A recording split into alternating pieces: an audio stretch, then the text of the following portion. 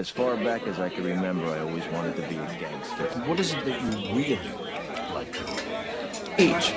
Anyone can cook. He's the one behind these recipes. We get to really be part of people's lives. 20 minutes for 2 medium rare steaks? This is bullshit. Yes, chef. I need to hear you. Yes, chef. It's your call. Lady. Look at me. Wake up.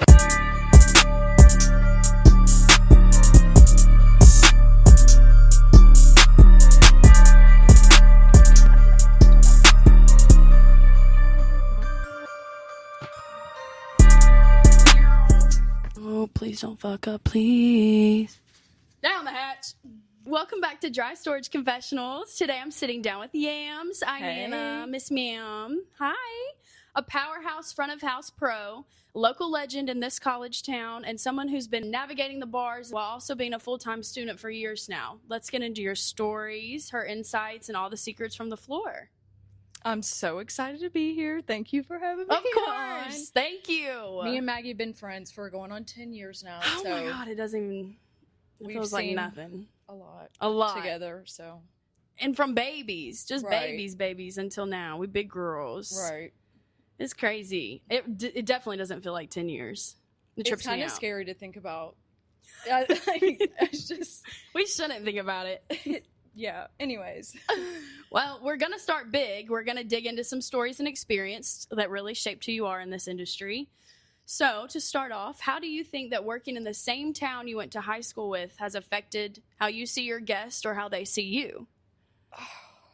Well, Unpack that. I think for the most part it helps a lot because it has been almost 10 years since Yeah. we've been in high school. So I feel like things that happened then aren't really relevant now, or they shouldn't be. And Right. if it's relevant to you, it's not relevant to me anymore. Yeah, and that's I on mean, them. like if you want to hold a grudge from the different person I was, then you can cut that out. Okay, we can move on. Or do you think, Well, how do you view them? how do I view them? Yeah. If it is somebody that you know coming in. Well, I feel like it makes me a lot more comfortable with them because Yeah. once I do reveal to them that, oh, I know of them, or we Mm-hmm. went to the same high school, or they were 2 grades above me or below me, I feel like it gives us an easier way to connect. And Yes. it's just more familiar, so they're going to be more kind of inclined to also make a good impression because it's like, I do know you and I know your children, so. Yeah, I You think know. we prefer to make the connections with like the families and the mutual relationships than maybe like the people themselves that we went to school with or, you know, Right. were teachers or whatever. Yeah. I mean, teachers are probably a different story, but. Yeah. Well, that's a good answer. It's tough. I mean, that's hard to navigate. It's weird for me, like, when people that I haven't really had a good experience with come in, and, you know, there's definitely been times where I'm like, I'm not taking that table. I'm just not. Oh, there's definitely been times where I've said I cannot. Like, Yeah. It's tough to navigate, for sure. What's been the hardest part of earning respect as a young woman in this industry?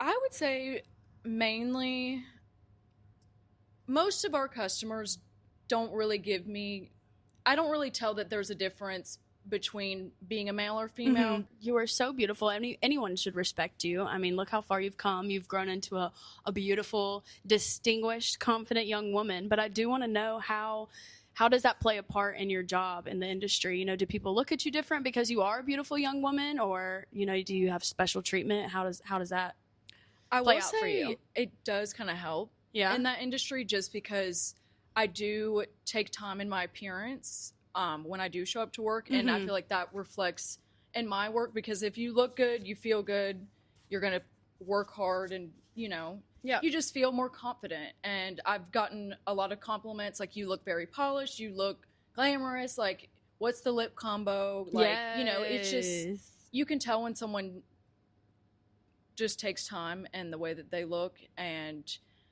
not aside from that, I would say the negative side of that is people do think, oh, you know, the only reason that you're doing well in this job is because you're a girl and you have, you know, like you only make tips because you're a girl and, you know, you're attractive or whatever. But be mad. I yeah, mean, but like, talking off camera a second ago, you said currently, you know, you don't really get looked at differently because you are younger. Right. And that's great. I love that. And a lot of people think that I'm younger than I actually. I see. I don't like sounding like that. Like, you know, I don't know. Yeah. But that is like, I'm not going to sit here and not be truthful, but, you know, it sounds kind of conceited, but. Well, a lot of people think you're younger than you actually are. Just saying, like, oh, well, people say this, people say that. Like, I don't know. No, I mean, I'm asking. Yeah. That's okay. So the customers treat you well. That's a wonderful thing. I love that. But have you ever felt underestimated or dismissed by a guest or a coworker because of your age or gender?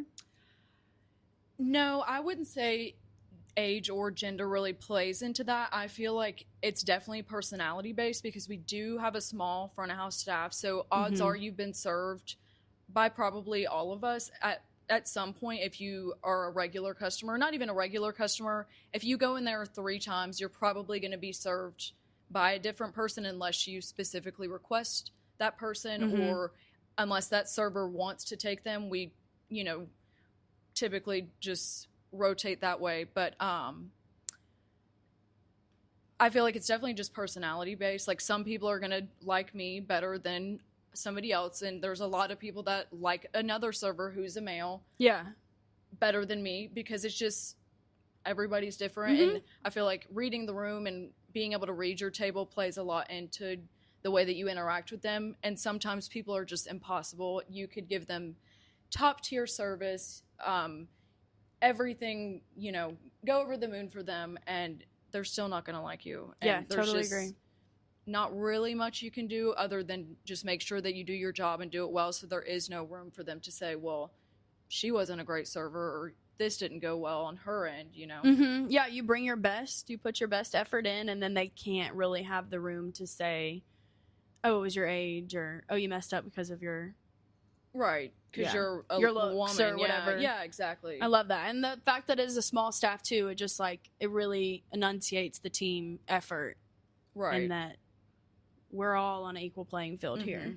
And we all depend on each other. We do a really good job of that. I will say at the restaurant that I work at is we try to have the mindset it's not just your table, it's everybody's table. So if you see that a table needs water, you bring them water. It's not about, oh, well, that's your table. It's we all represent the restaurant. So, you know, it is reflective on you because they're going to see you walk past them. And if you don't have anything to do and you're just standing there, they're probably going to think in the back of their head, hello, you know, everybody wants to be recognized as a human. Just, hey, how's everything over here? Good. Okay. Keep it moving. Yes. You know, every business owner too, like obviously wants to have everybody work together as a team, but it's really hard to make everybody individually want that and like truly understand that and understand that people might blame you and sacrifice your tip because another server that wasn't even in their section walked past and didn't offer them water, and it just pissed them off, and then now they're going to tip low in general on behalf of the restaurant. Right. It doesn't always have to be a direct reflection of the server, unfortunately, you know. yeah. So that's a big one. College towns can be wild. That's where we are currently. What do you think is the most shocking or memorable college night story that you've seen?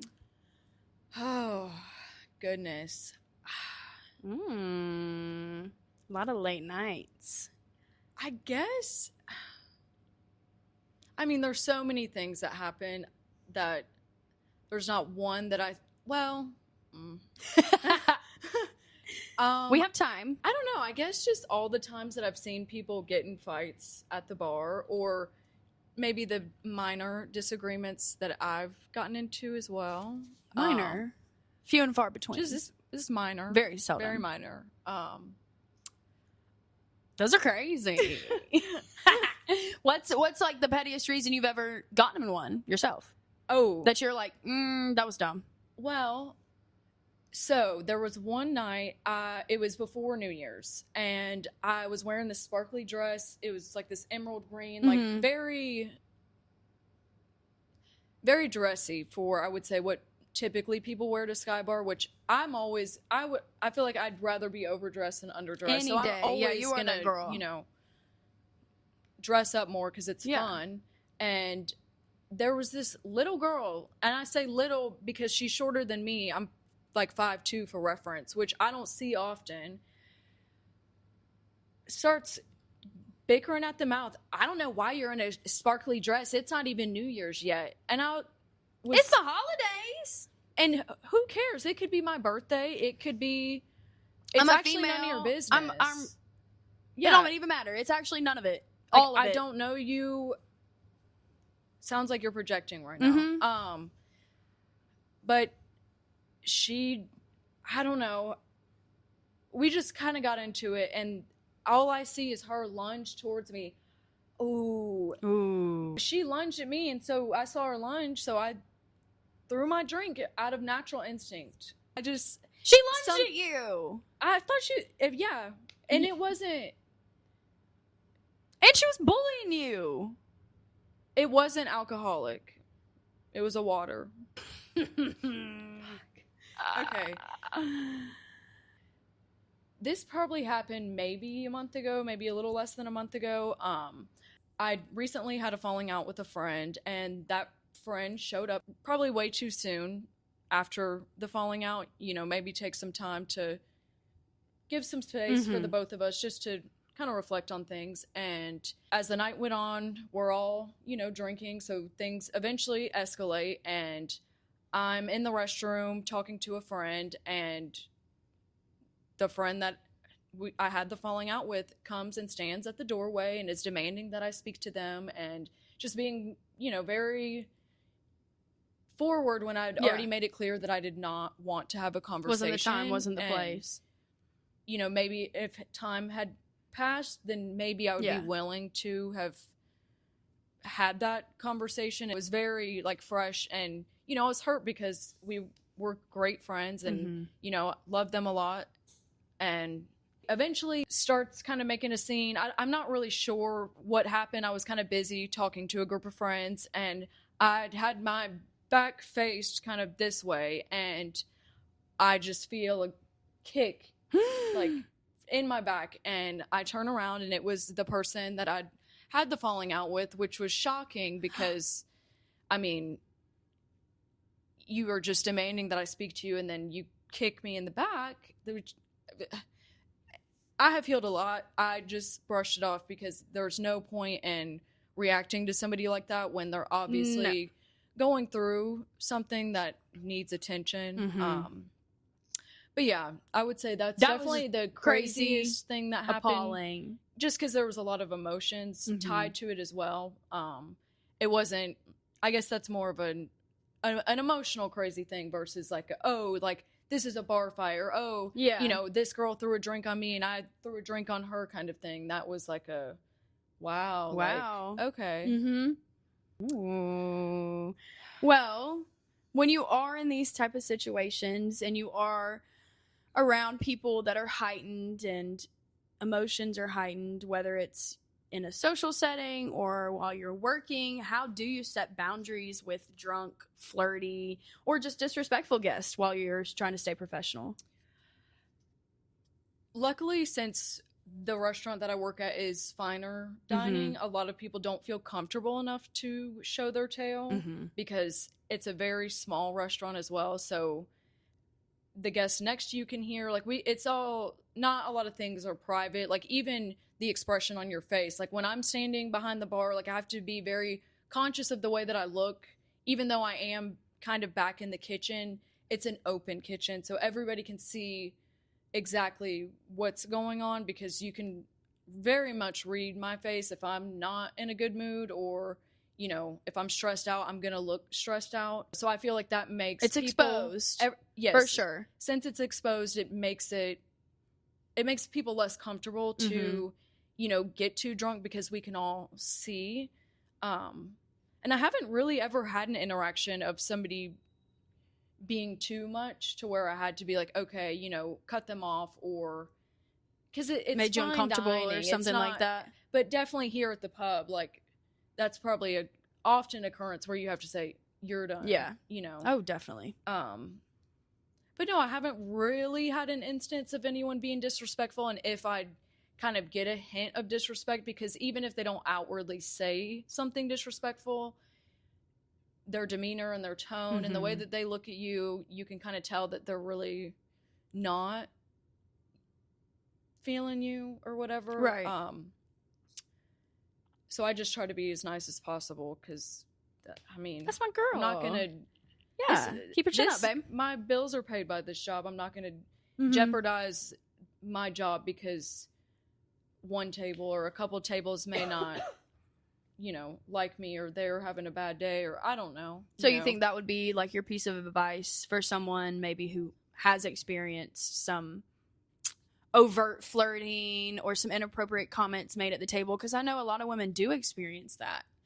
And I mean, I love to hear that these men up in that place aren't talking to you like a dog. No, and because I don't have to put them on a leash, but I know a lot of women do. So, I mean, you're very strong. So what do you think, if you did come across that, how do you think you would approach it? If I were in that uncomfortable situation to where somebody was saying something like sexually inappropriate, I would just walk away, get a manager, tell somebody else, and have them deal with it. Yeah, I would too. Probably a male manager, but you also have full right and agency to tell them, hey, that's actually very inappropriate to say to me while I'm working. That's not the way that you're gonna, don't ask me for my number at work. Don't hit on me at my job because I'm at work. I'm forced to be nice to you right now.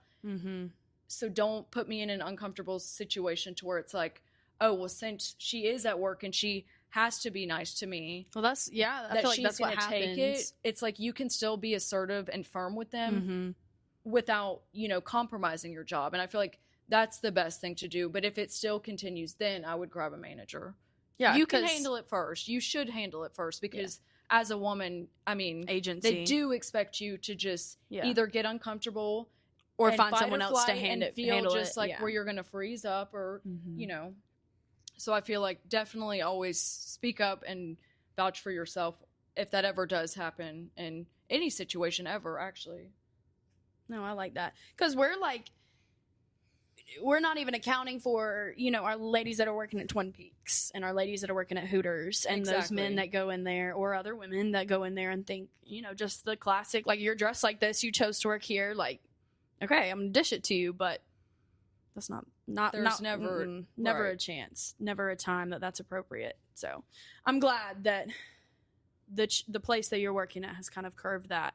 And I wish that everyone could have that opportunity to find a restaurant that has a respectful like atmosphere and expectations and stuff when you walk in the door, because I would hope that any restaurant that anybody works in, that management would be okay with being like, yeah, we're just not going to accept that type of behavior in this establishment. No, none of our servers here are gonna serve you now, so you get a fuck out. Well, I love that. We just got to get real here and there, I'm glad at least for some of that, we were talking theoretically, if you had to stand on 10 toes, and you would, but absolutely. In times that have happened, good or bad, what is a moment on shift that has just like really made you feel proud of yourself?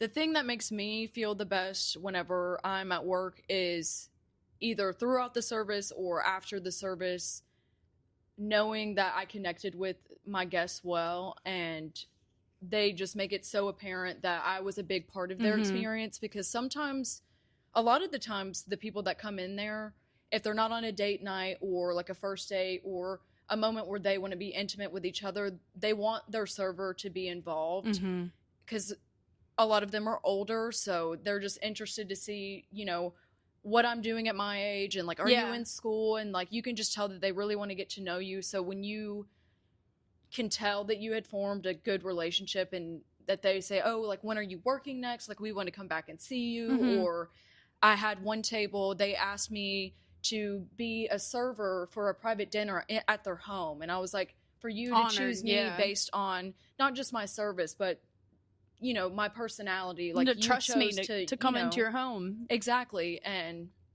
I don't know, it's just the little moments like that where you can just tell that you made somebody's experience so much better, and it just makes you feel good. Yeah. So I love that. That's what I love about it too. Just the Great Gatsby. I keep saying that, of it all. The hosting of the party walking around making sure everybody's good. Mm-hmm. I mean, not walking around, running your ass off, making sure everybody's good, but that shit feels good. And it's a different perspective. If you watched the last episode with Zach, you know, he loved the relationships of the coworkers. And yes, he has his memorable moments with the people that he loves to see walk through those doors and sit down in his section. But you and your background and your passion of wanting to be in social work and stuff, like, you are in it for the people and like the service. And I love that. And that's just a good perspective. It's beautiful. Thank you. You're welcome.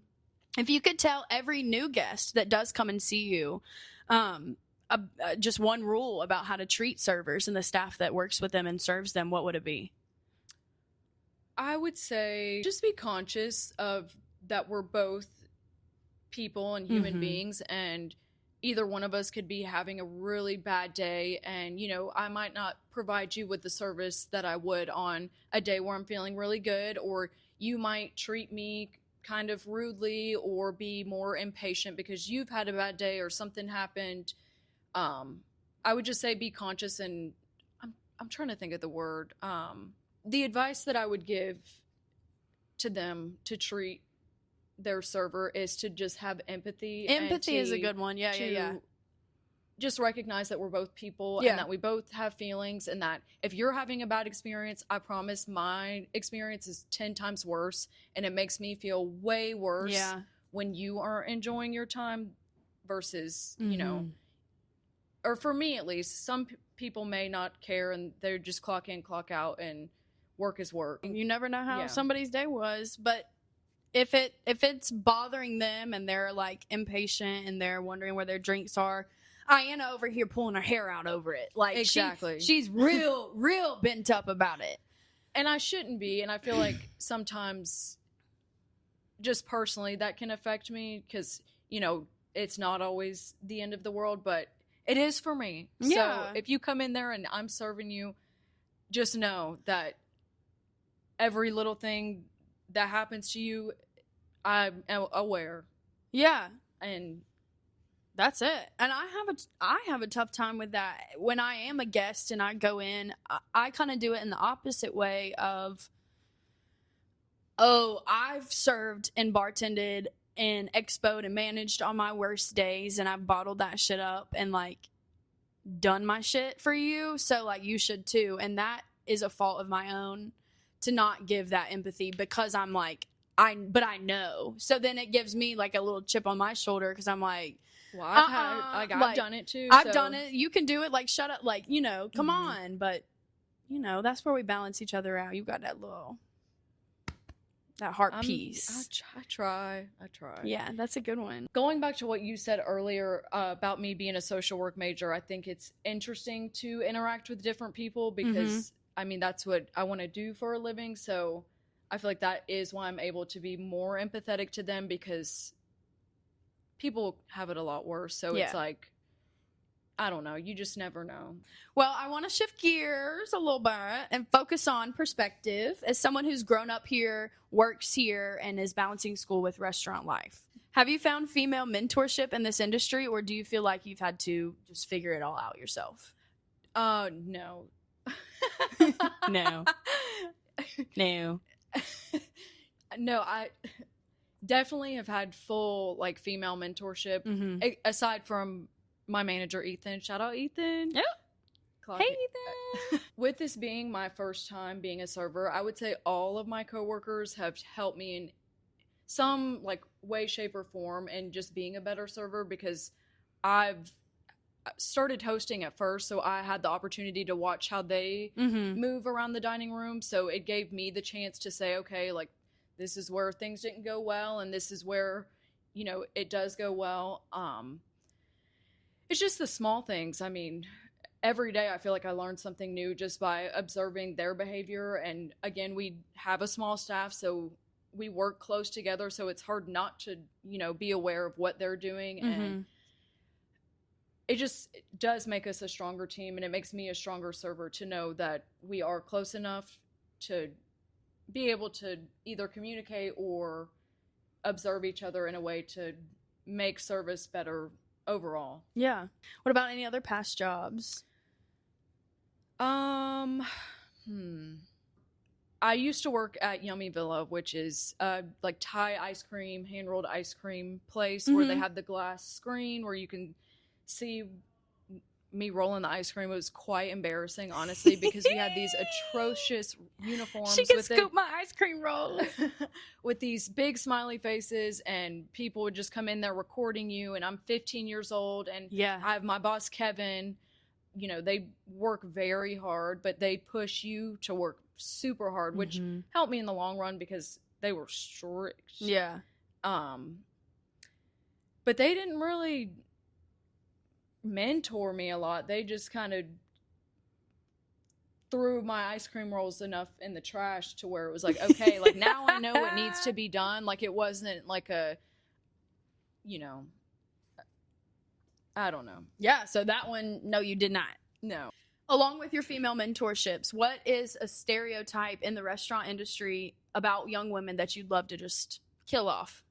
Well, I guess in contrary to what I was talking about earlier, how sometimes being an attractive woman in the service industry can be a plus. You know, I think sometimes people think that you only do well at your job because of the way that you look. And I've had a customer actually tell me before, kind of in a joking manner, you're only good at what you do because of the way that you look. And he said it kind of in a joking manner, but it was still kind of like in the back of my head.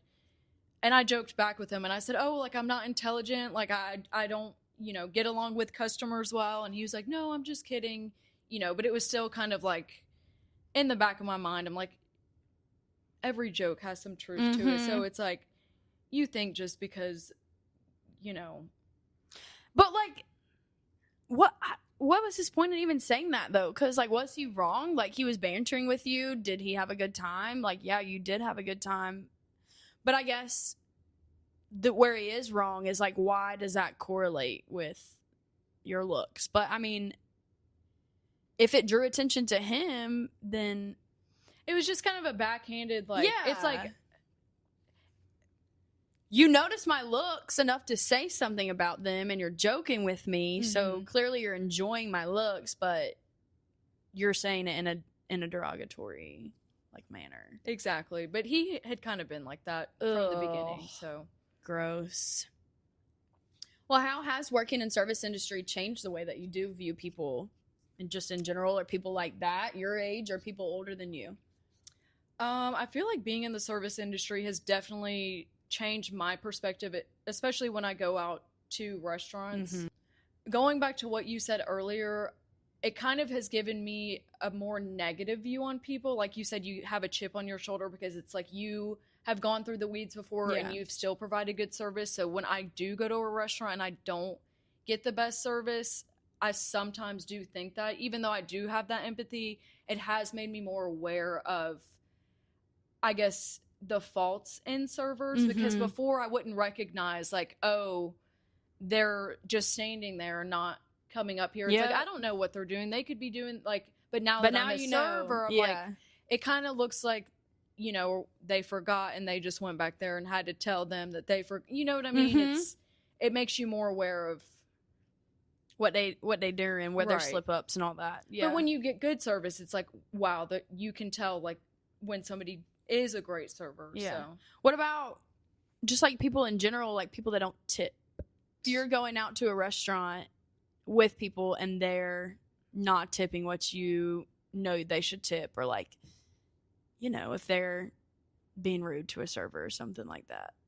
I feel like tipping culture has been very talked about lately. Like, I saw a comment the other day on social media and somebody said, I tip the same whether it be fine dining or a normal restaurant, because the way that they brought my plate, or the way that they brought a $50 steak over, isn't any different than the way of them bringing a $10 you know, meal over, which there is some truth to that. But it's also about, there's a difference between service and hospitality, and I feel like that's where you can differentiate. Is service is transactional. It's, I have money, you are going to provide me a service and I'm going to pay you for it, versus hospitality is valuing them as a person and having an experience and just creating that connection of where it's like, oh, okay, like, you know, I want to come back. They, you know, made it different than it would be as of here's your food. It's a whole and experience. walk away. Yeah. So I feel like it's kind of up to you as a server of how you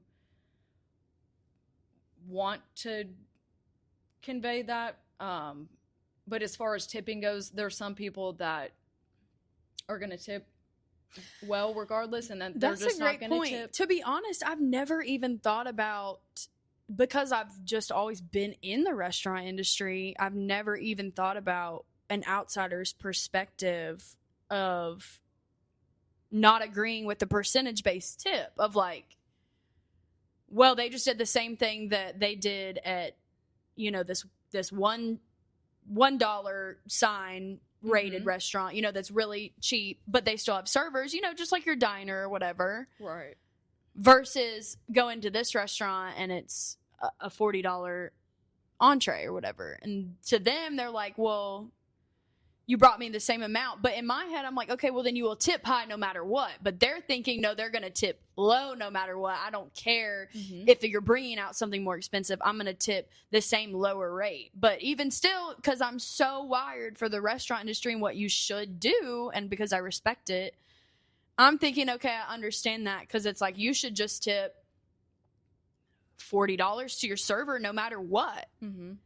$40 an hour. Here's $40 an hour for taking care of me if you think about it in hourly pay. Like, I could understand it and rationalize it then. Like, I don't care if you brought me a $5 burger or a $50 steak. Like, I'm still tipping you $40 for taking care of me for 60 minutes. Like, I see that, but I never even thought about it like that.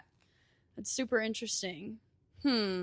Yes, as a server, you can make that difference. So leading on to that, because I did blank for a second, like, you can turn that in as a server no matter if you're at a fine dining or not. You can be like, I'm giving hospitality. I'm not giving a transactional. And you love, like, my favorite thing is like when you tell me about, oh, I walked this customer to the door, and this, just like everything that you're doing for these customers, you make it hospitality and true hosting than just like a transactional service. Walk in, like, even if they've paid, they are still, you need to treat them like they are your customer until the second they walk out the door. Like, I will gladly hold the door open and say, have a great night. Like, y'all get home safe. You'll take pictures, like whatever you need. Like, just because I'm trying to work, I'm hustling for my money. Any restaurant that ever has you employed, they better look back on this little video here and remember that, because she ain't nothing to play around with. You want quality? Don't fuck around with it. I'm watching you, little French bistro. That's for the record. Moving on.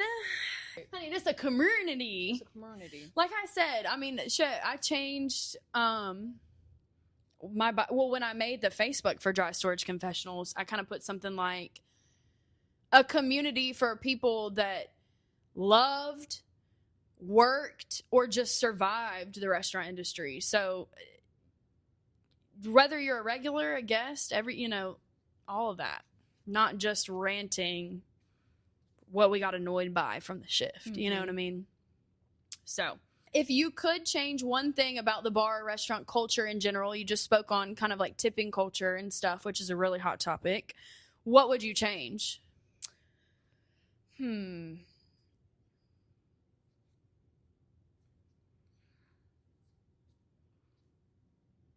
know. I know it's a big one. Would you change like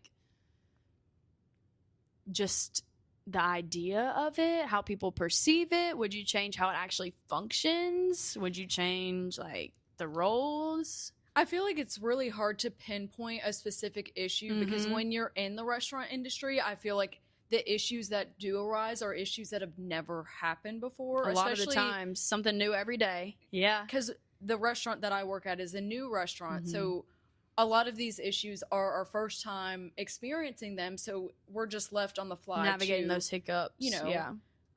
So it's hard to pinpoint something that I would change. I guess just the unexpectedness of it all.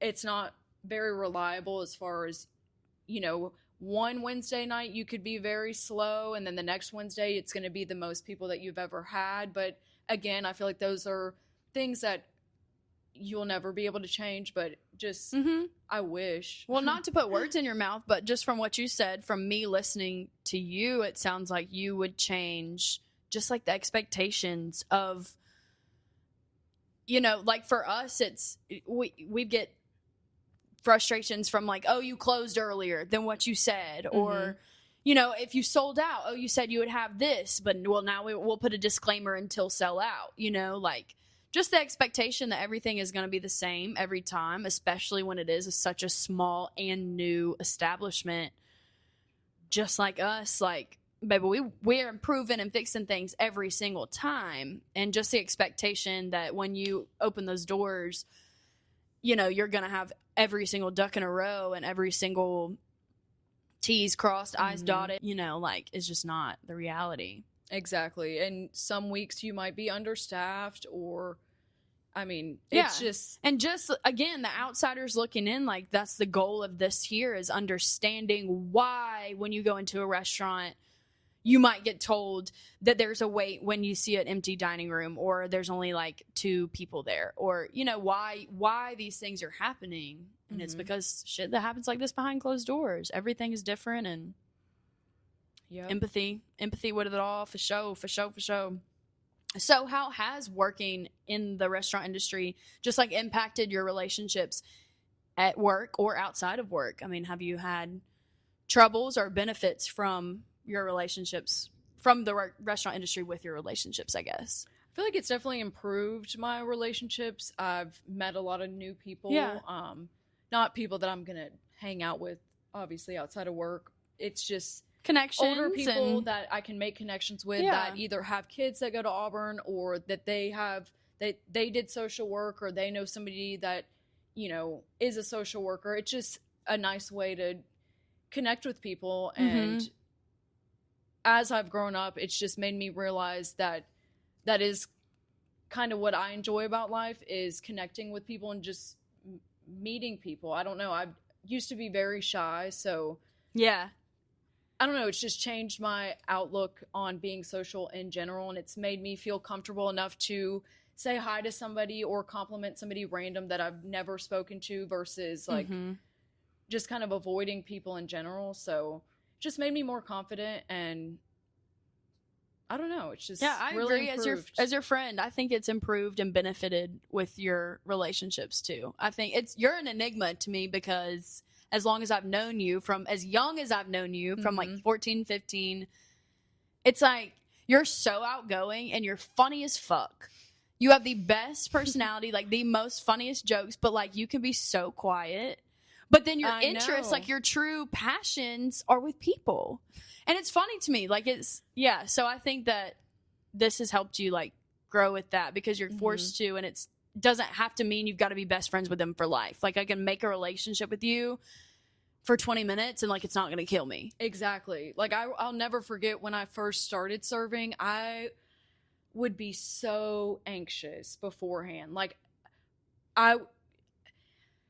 it was just so nerve-wracking to me, because I wasn't used to just talking to people that you've never met before, and just having on the fly to be able to say like, okay, they're more talkative, they're not. Like you just have to be very in tune. Like, wow, y'all won't stop asking me these questions. People. Yeah, it's like, and you just have to bite the bullet. If the table isn't happy with you, you still have to serve them. That's you're not going anywhere. So it's just, I don't know. It's just crazy to see how far I've grown, and you know how much more comfortable I'm with just being like, hey, how are y'all? Like, what'd you do yesterday? I was gonna say, did we do anything for game day? Like, for sure.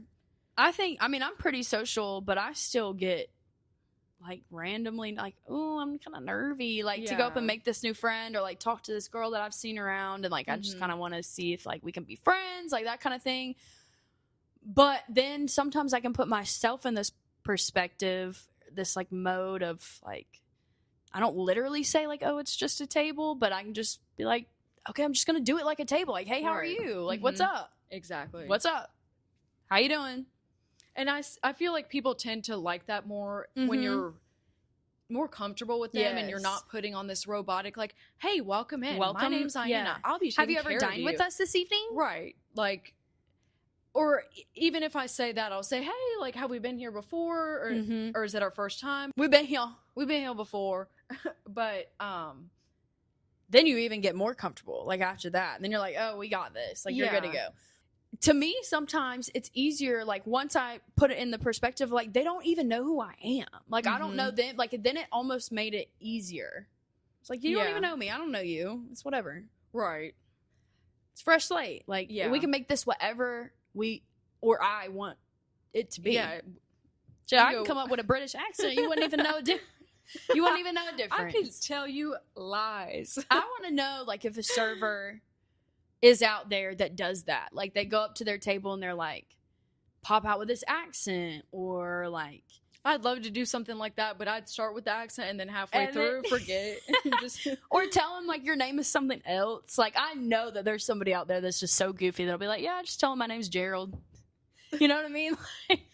Oh, this reminds me of a funny story that just happened at the restaurant. So I went to Grub Mart before I had went to work, and somehow I guess my ID fell out, and I'm close with the people at Grub Mart. Me and Heather were locked in. We're locked in, and we're in the middle of service, and I had just brought some plates to the back, and I come out to the front, and two of my managers and one of the kitchen staff are all three at the front, and I can't see that far. Like I just don't have a good vision.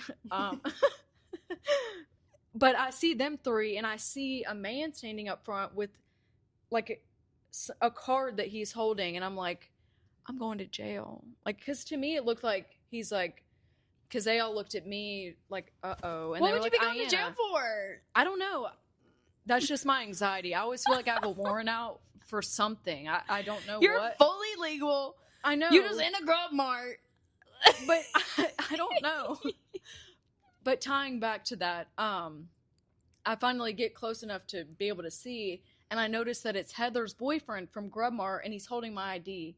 And I was like, but all three of my coworkers were like, who is this man, and why does he have her ID? Because no offense to Heather's boyfriend, but he just he didn't look like he was coming in there to dine. Like he looked like he just got off of like a blue collar job. Yeah. Like, not that we have a dress code or that isn't welcome, but it just didn't seem like he was there to dine. You just got off work. You're not coming to eat. They were all spooked out. Like, why does this random man have her ID?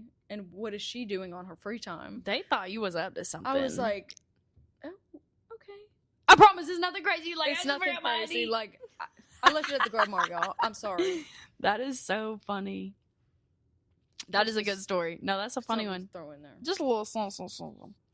Well, what do you think is like the top life skill that you have learned from the restaurant industry that school would never have been able to teach you? Hell, how to sweep a floor. Oh, no, school's not teaching that, but Well, clearly I don't know how to sweep. your mama should have.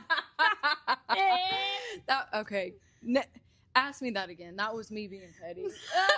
No, I'm keeping that in there. That's funny.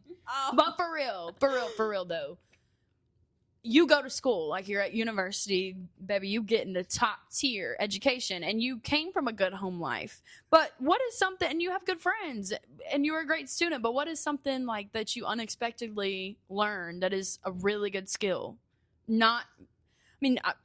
We just talked about making relationships, but maybe just like a more like literal skill. Like, since I've started working in a restaurant, I feel like it's changed my perspective and viewpoint on food, because I've always been a picky eater. So I feel like a skill that I've picked up is cooking. I've been more, should be chefing intrigued to cook, because I'll watch them do it, and I've tried so many new foods from the restaurant. And we do a fun thing where we travel to different restaurants out of town to see their service, to try their food. So it's Shout just out brought to that in. too. I hate to interrupt, but baby, that's Cafe de Flor. That's wonderful. Yeah, it's just really opened and broadened my perspective to different foods, and to just want to cook. And I see why people enjoy cooking for other people. And I feel like I've missed out a lot in life because I have been a picky eater, and it's such a way to connect with people. And just like going out to dinner and be like, did you like that? Or like, oh, trying it just together. discussing it. Yeah. And it's just such a topic of conversation in everybody's lives. And I feel like I'm so left out, like,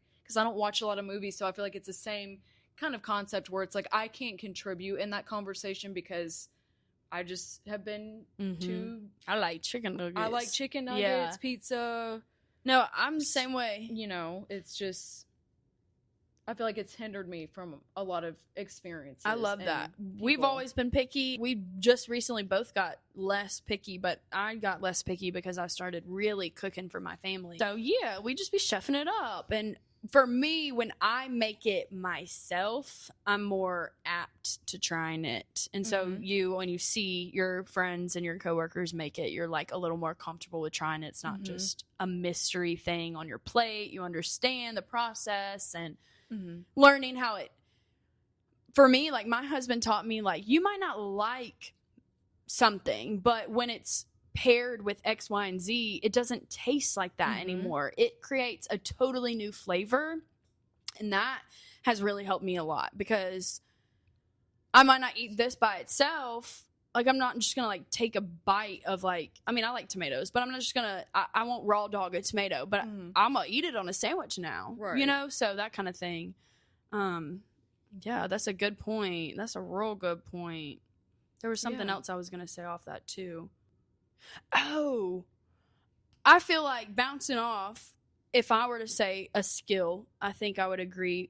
For me, I learned a difference between I might not like that, but that doesn't mean it's not like a good dish or a good flavor palette or good, because that's just a personal rant for me. And a side tangent is I've told a customer early on in my serving days, I literally told a customer, like, I haven't shared many stories, so I feel like I can get my little time to expose until somebody interviews me. But I had this table, I'll just start from the beginning, and they ordered something, whatever else. I brought it back out to them, right? I can't even remember. It might have been one of those instances where they ate half the plate, and I think it was. But they essentially told me that they wanted it, like, taken off, didn't like it. Yeah. And I said something along the lines of what was wrong with it. Was it undercooked? Was it wrong on the order? Did we give you something that we asked? Did they put, which I knew, I mean, it was perfect to a T, but like, did they throw something on there that they weren't supposed to? Like, what is wrong with it? Because to me, I think there's a really big difference and a really big issue in sending something back and demanding like it being taken off, whether it's a drink or a meal, just because you didn't like it. And it was something that you didn't prefer because you're picky and you prefer a certain flavor and you didn't like that combination versus like, this is a bad dish and something's wrong with it. And essentially I told her, she said, no, nothing's wrong with it. It came out fine. I just don't like it. And I essentially told her, unfortunately, because there was nothing wrong with it, we're not going to be able to give you that refund. And I got a little reprimanded on that, but I still kind of stand 10 toes down on that, honestly. I agree with you 100%. I mean, I don't really, like, there's nothing wrong with the dish. Like, you ordered this dish, you chose it, we made it and executed it for you perfectly to a T on the menu. And like, if you don't like it, baby, that's on you.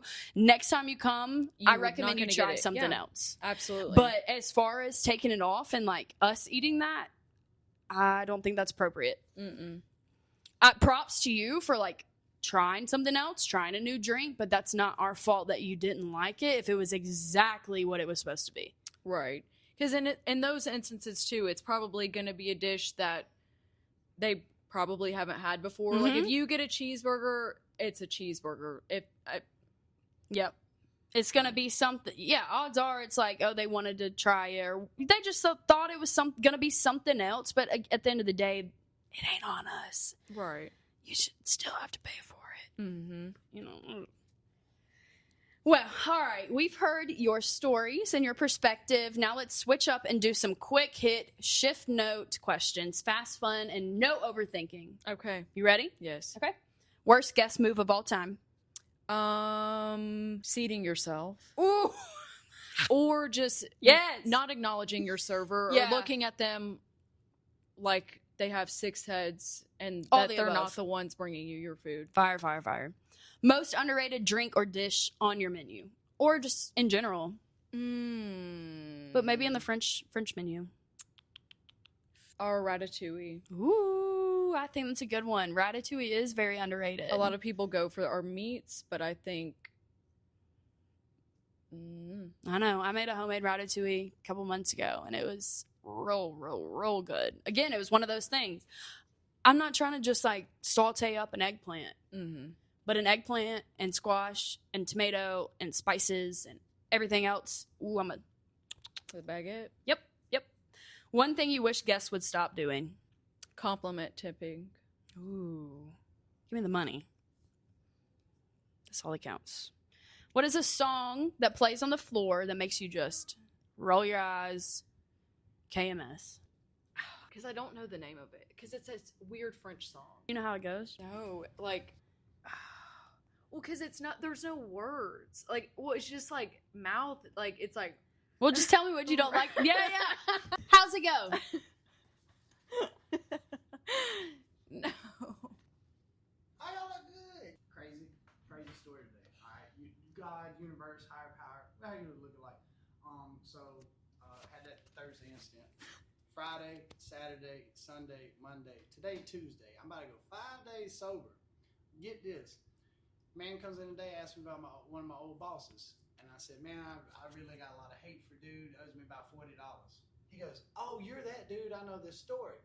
Long story short, he leaves me a $100 tip. He goes, hey man, $40 to cover his tab so we can all be friends again. And here's $60. Let me a $100 tip. Couple comes in, has right after that, and I'm like shocked. I'm doing the same thing. I'm like, what the fuck?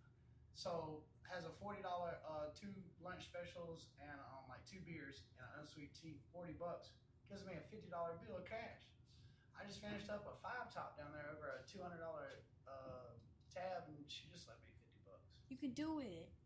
That's wonderful. But when That's wonderful. When you're doing the right thing, Yes. you're in the right place. Yes. You're supposed to be doing the right thing. Yes. And you're not messing around. Yes. With the universe. That's right, Chad. Hey, I love you, ladies. Love you. Love y'all. That's right. Love you, I'm Chad. so excited Thank for you. you. I'm proud of you. Schedule with you. You got this, motherfucker. I got it. You got this, Chad. Y'all have a good interview. I believe in you. No. There's no way in hell I you're need gonna to find take a it. picture of it, There's no like, way in hell you're gonna find Because it. if I played it, like I just Now just humor me. How does it go?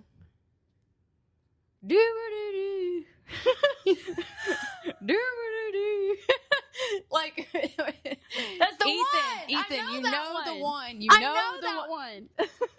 Like it will snap me because I won't hear any of the music, and then as soon as I hear doo-ba-doo-doo, She running. She I'm running. awoke. And then, like you said earlier at the house, Skip. when you were looking over the question, she was like, when I tune back in, because, you be tuning out. If you know, you know. And then when she tunes back in and she hears it, it's over. Blocked. It's like I told Zach, though, thumbs down the artist. well, Or be like, do not play this song.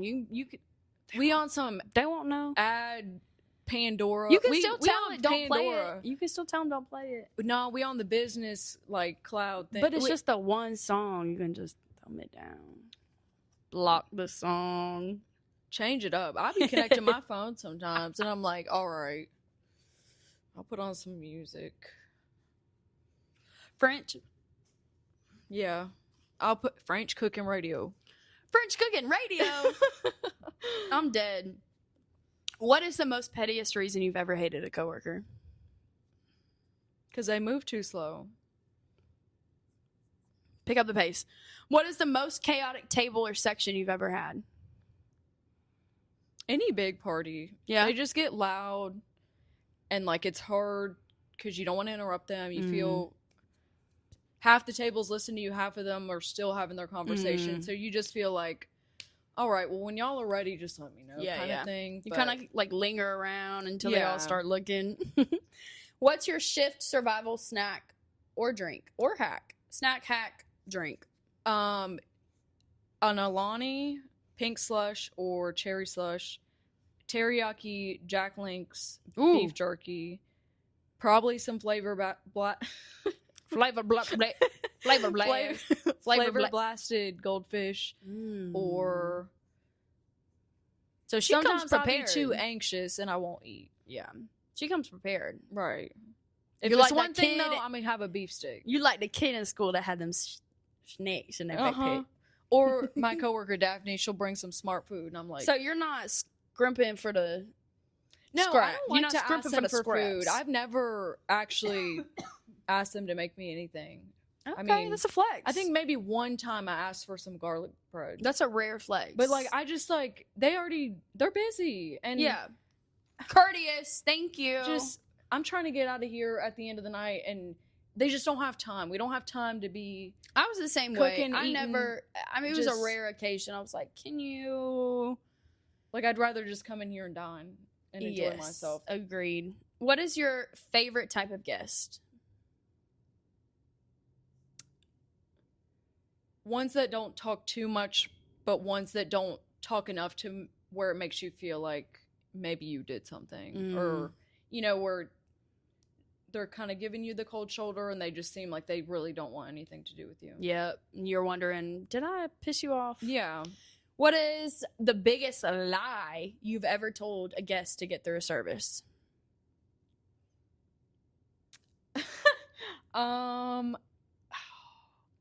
We exposed mine last week. It was, or with Zach, whenever this will be posted. The specials. Oh, yeah. He was just writing that down. Let me go check. He was just making that up. Let me go see. I have said before, oh, the kitchen had to refire that, like, or something happened, like, we just had to, sorry to the kitchen. There was a glitch in the system. Like, something just happened, and, we just had to remake it, but it will be ready very soon. I forgot to ring it in completely. She ran it over there. I ran over there. Y'all, please. I forgot to ring it in, and I'll tell Can them. I get it on the fly? Absolutely.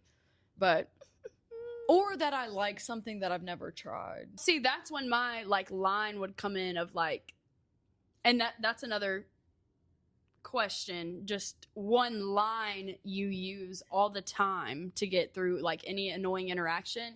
That was mine. Kind of goes hand in hand. It was like, I'm picky, but that dish is really good. I don't like it, and I'll tell you that. But that dish is really good, and I know the difference between I'm picky and it's a good dish, or I would say I'm picky but I like that dish, and that would be oh, if you're picky and you like that dish, then it must be fire. Right. And I'll say that all the time too. I'm a picky eater, but I loved it. And then there's times too where I've learned how to reframe it and say, well, I don't particularly love that, but everybody else that has tried it loves it. So I'm not the best person to ask, honestly. And then they'll realize that you're being honest. It's like, oh, well, at least she's saying hey, I've actually never had that, but this is what I've heard. This is, and then you can always follow up with, well, what would you change about the dish? What did you like about it? So it just makes more room for conversation and, oh, well, that makes me want to try it now. Or, oh, okay, that's good feedback.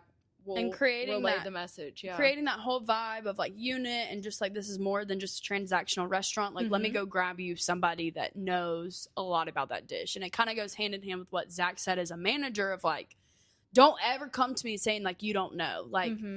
Or don't even ever go to the guest saying you don't know. Be I've never actually personally had that. Let me go grab you somebody who eats it every night for dinner. So, and we do that a lot with wine too, or I do that, because Ethan, that's okay. he's way more versed in wine than I am, and I'm there's hey, nothing wrong with I that. don't know, but I have somebody that does know. If you're a manager and somebody that's training somebody, suggest for them to do that. If you ever look down on a server because they don't know, they're not drinking enough wines. I mean, if you're in a wine bar and that's your expectation, sure, but you can't fault a server who hasn't tried every wine, and especially if y'all have a just a good array. It's a fine line between it's your job to know, yes, but also, am I expecting you to drink or eat this when you don't like it? No. Exactly. So that's kind of tough. Yeah. What is the most awkward guest interaction you've ever had? Oh, okay. That's a good question. I would say the most awkward experience that I've had with a guest, I had this regular customer, and he was new to Auburn, and I could just tell that he maybe didn't have a lot of friends. And like I said earlier, I love connecting with people, so I immediately took to him because he was always eating alone. So I just tried to make him feel like valued and not just like, as you should, right?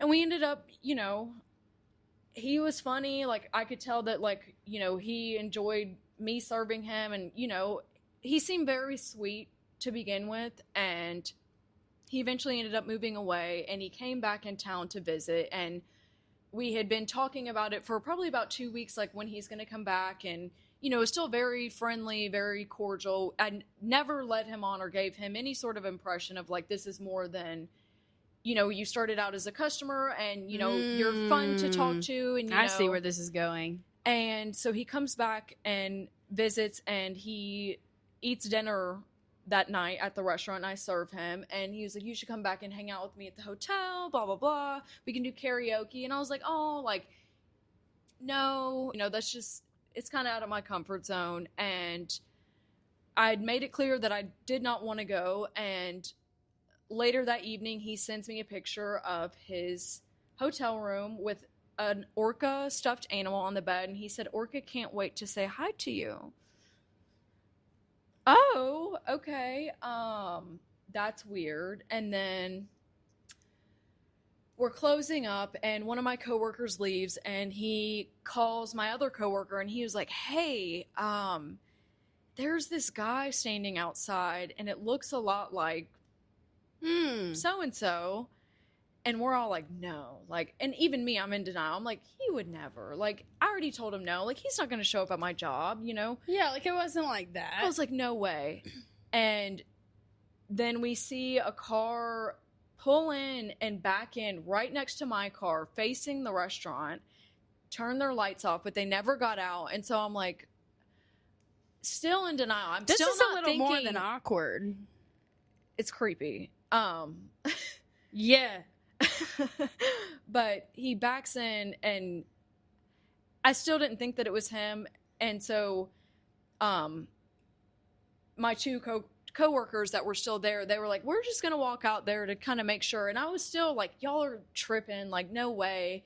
And they're just standing there, it's all quiet, and I like turn around and laugh because I could just tell that they were like skeptical. And I sit down in my car, and I look over, and it's him, and he just waves at me. And I was like, and I get out and I run back to him. I was like, that's blank. And they were like, no way. And I get back in my car, I'm peeling out of there doing like 50, and they call me, and they were like, as soon as you left, he left. And he wasn't behind me or anything, because I was speeding, because it freaked me out a little bit. Or and a you lot checked, of it. yeah. I mean, I was just like, whatever. Aware, yeah. I didn't feel threatened by him, but it was just, you're crossing a boundary. I had already said no, and that could be just like a, social, cultural difference of like, maybe he didn't understand that was crossing a line, and he had called me the next morning, left me voicemails, apologizing, saying, I didn't mean to freak you out. Oh. But it's like, still, I had already told you no, so, and I don't care what setting it was, I already told you no, so what made you feel comfortable enough to wait outside for me at work?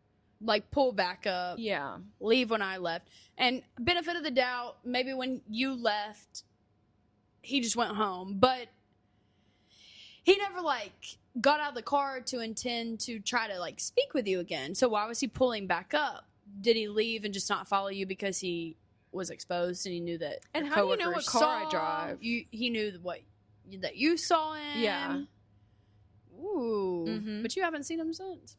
No, he doesn't live here, thank goodness, but he'll God. probably show back up. That's kind of scary. That's a little more awkward, I said. And this is supposed to be rapid fire, sorry. That's okay. What is the craziest coworker drama you've ever seen play out? The craziest thing that I've seen, it didn't happen at the restaurant that I work at now, but back at Yummy Villa, I had this one coworker who just started crying in the middle of the shift, just Lord. freaking out. She had bad anxiety, but she ended up quitting in the middle of the shift, and so I had to take care of everything all by myself. So as a young first job, yeah, and someone just leaves you, you're like, oh wait, that can actually just happen. leave. Yeah. Like, other people can just leave, and I haven't left yet, and I can either make the split decision to, I guess, also leave and just say, I'm also not dealing with it, or you have to just pick up the slack and do it. Mm-hmm. Yeah, that's never good. Well, before we wrap, what's one thing you want people that are listening to understand about being a young woman in the hospitality industry? I feel like going back to what we said earlier, because it is a strong point, just being confident in yourself and being assertive when people make you feel uncomfortable, and don't ever let people undermine you. Yeah. And just, remember who you are. And I guess a piece of advice to myself that other people might relate with is sometimes you might feel like it's personal, or you might take things personal as when a guest isn't enjoying their experience, but 99% of the time it's not personal, because like you said, they don't know you. But good point. Yeah. I mean, it's just, don't let it consume you whenever you go home, or don't, let one bad tip ruin your night. And something I do is I won't check what I had got tipped on a previous table. I'll wait till the end of the night and see what I made in total. So if I did get a bad table, it's not going to change my attitude and carry it to a next table. Just put a damper on your day. It's like how some people say you don't need to get on your phone, because if you get a bad text, or if your boyfriend breaks up with you, or just something that happens, it's going to shift everything. Intentionally or not intentionally, it's going to change your energy and the way that people are going to perceive you no matter what. Just try to always have a good mindset and stay true to who you are. And at the end of the day, if it does help, to just remember that it is just a job, and like you are a whole ass person outside of the shifts that you work. So, and what's next for you as you grow in this world? Well, not hopefully, I will be graduating soon with a bachelor's in social work and a minor in human development and family sciences. So wherever that leads me, I'm open. I know that I want to work with children, probably in a school setting, but I'm honestly open. As I get older, I learned that taking one day at a time is the best way that you can do it. And I'm just trying to be more present. So just taking it day by day, being in school and working, and whatever is meant for me will be there for me. And I don't know, I'm excited to see what happens. Me too. I don't know, but I'm thrilled. I can't wait to see what happens. Well, y'all, that's the last call for this episode of Dry Storage Confessionals. We made it. You made it. Thanks for clocking out with us, you guys. Don't forget to drop your stories in the comments or DMs. We might pull them for next week's episode. Absolutely. We got a little link for an anonymous box as well if you need to do all that. But I won't expose you unless you want to be exposed. Trust me, okay? And follow along on the socials at Dry Storage Confessionals. And if you're local, pull up upstairs to the Dublin Loft where we're filming. It's a lovely local bar in the historic downtown Opelika. Until next time, keep your pans clean, your drinks strong, and your confessions ready. Yes, ma'am. Cheers. So, is there anything else I can get you folks this evening? Good night.